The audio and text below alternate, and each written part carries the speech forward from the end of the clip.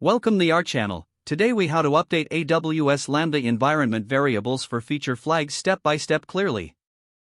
To update AWS Lambda environment variables for feature flags, start by logging into your AWS Management Console.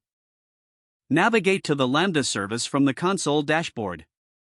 In the Lambda dashboard, locate the function you want to update by either scrolling through the list or using the search bar. Click on the name of your desired Lambda function to open its details page. On the function details page, find the configuration tab and click on it. Scroll down to the environment variables section within the configuration settings.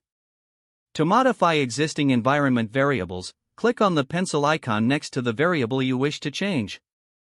Enter the new value for the feature flag in the provided text box. If you need to add a new environment variable, click on the Add Environment Variable button. Input the key and the value for your new feature flag in the respective fields. Ensure that your environment variable keys are clear and descriptive for easy identification. Review all changes for accuracy, making sure there are no typos or incorrect values. Once you are satisfied with your updates, scroll to the top of the page and click on the Deploy button. This action saves your changes and redeploys your Lambda function with the updated environment variables. To verify that the changes have taken effect, you can test your Lambda function. Use the test feature to run a quick invocation and check if the feature flags are being recognized. If successful, you've successfully updated your AWS Lambda environment variables for feature flags. Remember to monitor any application behavior that depends on the updated feature flags. That concludes the step-by-step guide to updating AWS Lambda environment variables for feature flags. If the page does not load, refresh the browser or try again in a private or incognito window.